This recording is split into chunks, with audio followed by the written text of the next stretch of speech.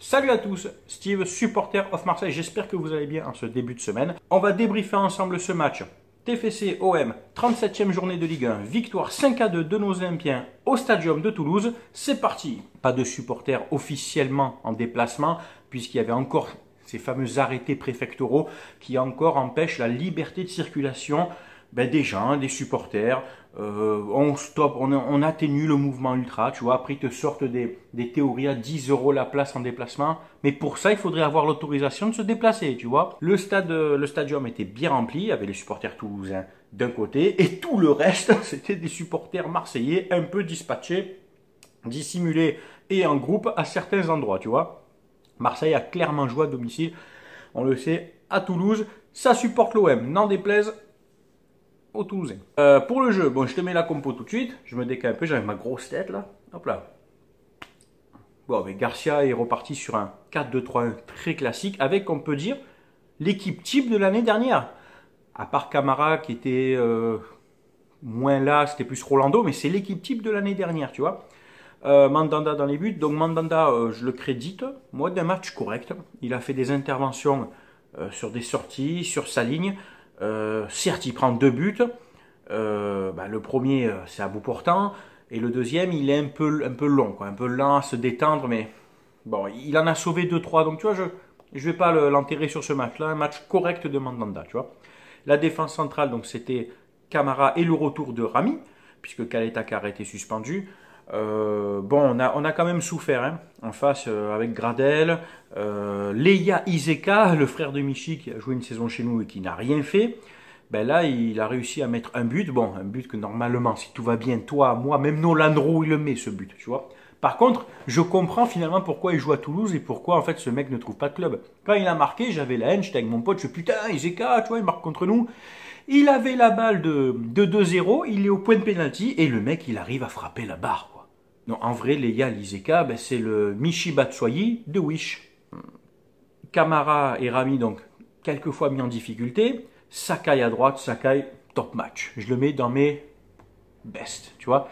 Et Jordan Amavi à gauche, que je pense, tu vois, il y a quelques temps, je disais qu'il fallait le garder pour le mettre en arrière-gauche remplaçant, d'un autre bon arrière-gauche. Là, non, en fait, il faut pas le garder. Jordan Amavi, je suis dans l'état d'esprit de le prêter, de le vendre, de le donner, de le perdre dans la forêt.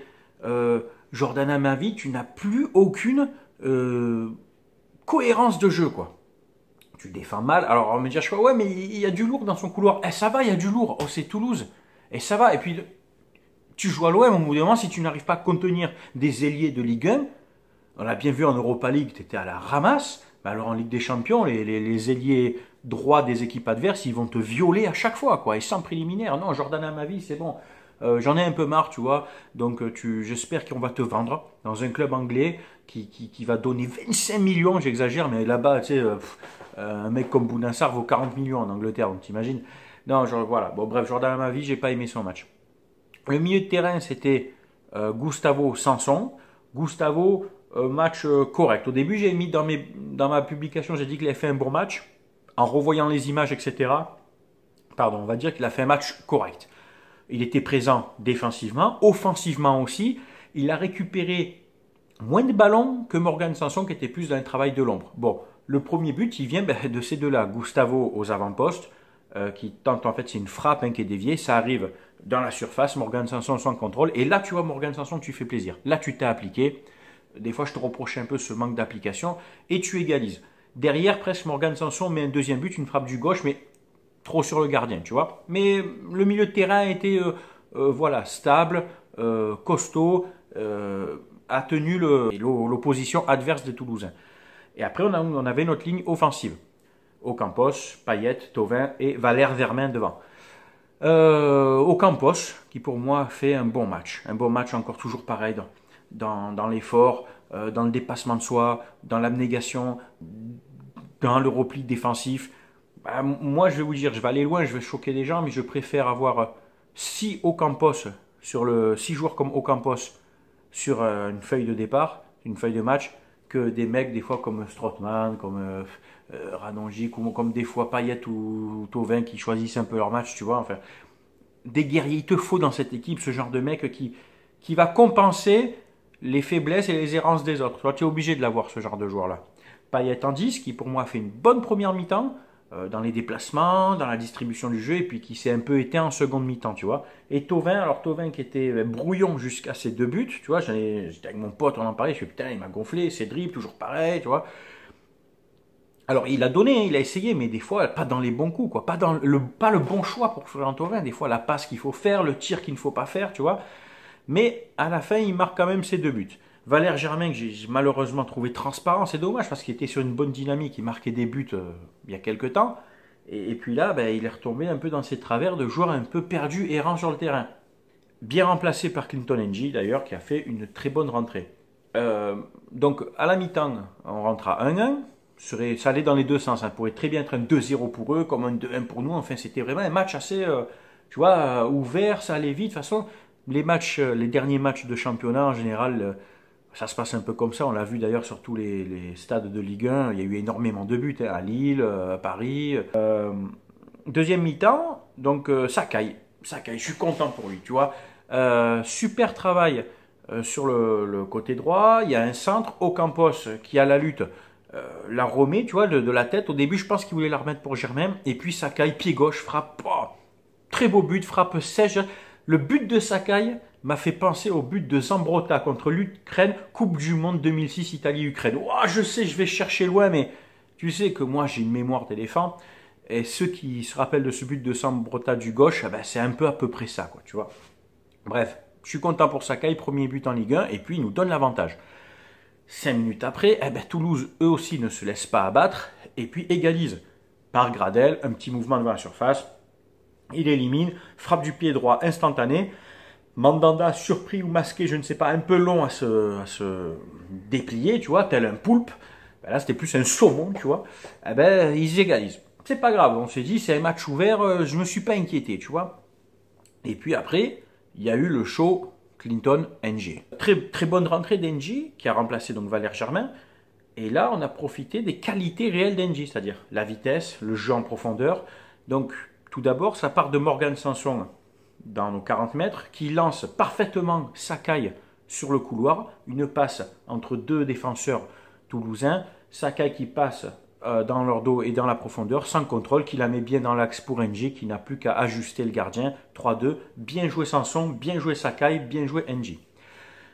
On tient le match, peut-être un coup de massue aussi pour Toulouse, qui défensivement, franchement, a d'énormes largesses, quoi. Faut le dire, le TFC derrière, c'est... Certes, on a bien joué, mais il te laisse des espaces incroyables. Le quatrième but, c'est Ng qui part, qui profite de son accélération, qui prend à défaut toute la défense de Toulouse. Il centre. En fait, c'est le même, mais de l'autre côté, hein, côté gauche, il centre. Thauvin qui arrive, plat du pied, qui ajuste aussi. 4-2. Pas de problème, c'est propre.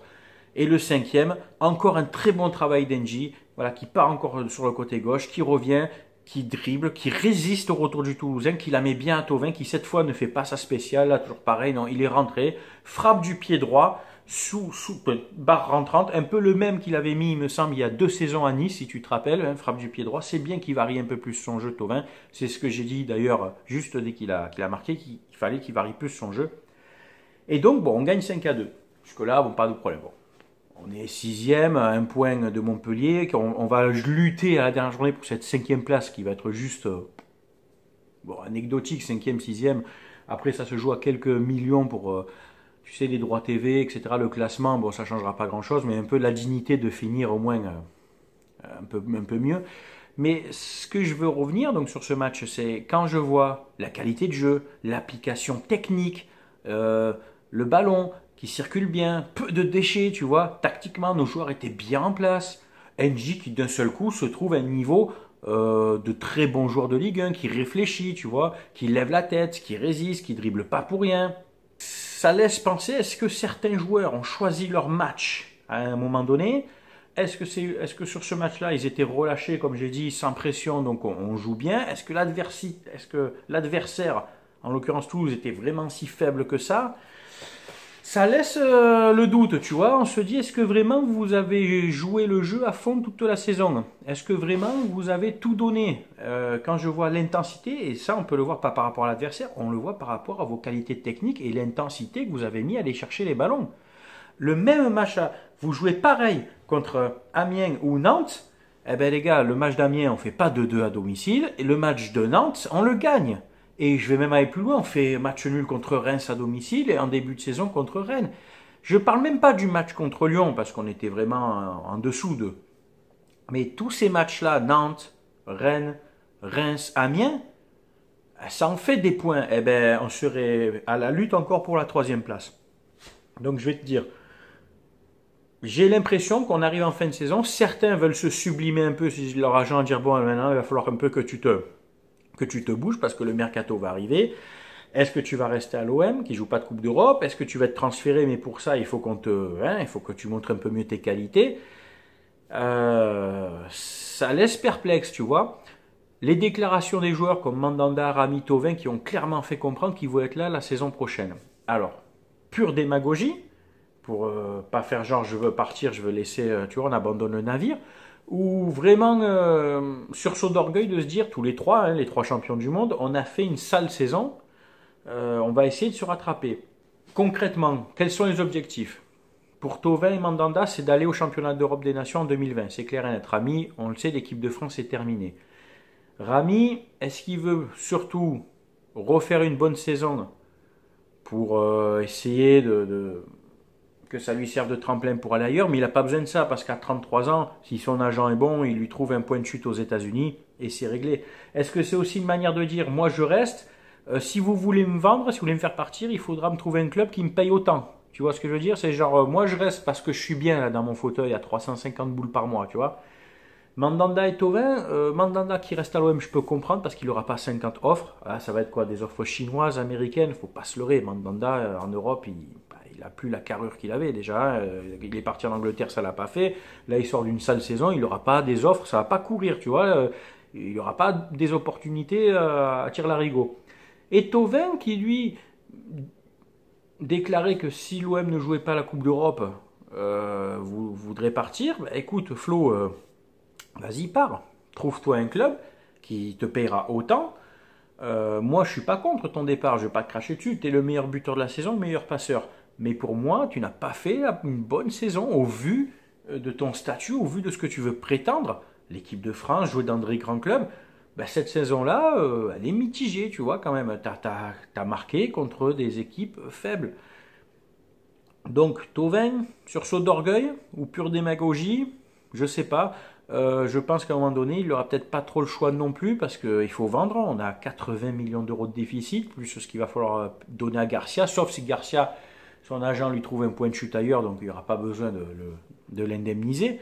D'ailleurs, ce que je vous l'avais dit, rappelez-vous, la dernière vidéo, je vous avais dit que c'est clair et net que Garcia partait. Parce que toujours, selon l'équipe, moi je vous ai dit, selon Steve, je l'assurais à 100% que Garcia partait. Parce que toujours, je vois les mecs qui partagent, ouais mais apparemment l'équipe... Quelle actu journalistique, quel travail d'investigation, j'avais dit. Mais il n'y a pas besoin d'être journaliste pour comprendre que Garcia allait partir, tu vois. C'était évident. Donc on verra ce que ça va donner pour ces 3 joueurs-là, surtout. Je suis curieux de voir ce qui va se passer au mercato. Après, des joueurs vendus, il y en aura. Des fins de contrat, il y en a. Déjà, Rolando, Ibokan, Abdenour, merci, enfin tu t'en vas. Les 2 gardiens, Escalès, Cagnon. Balotelli, fin de contrat aussi, 6 mois. Après, tu as des joueurs comme Sertic, NJ, Mandanda qui restent qu'1 an de contrat. À voir ce qu'on va faire de tous ces joueurs-là. Je pense qu'il y aura ou des prêts pour aller jusqu'au bout du contrat, mais plus payer le salaire parce qu'ils n'auront pas une grosse valeur marchande comme Mandanda et Sertic. Et puis NJ, ouais, si tu peux le vendre à un club anglais ou allemand, t'en tires quoi, 4-5 millions d'euros. Oui, il y aura du mouvement, je vous l'annonce, il y aura énormément de mouvement à Marseille cet été.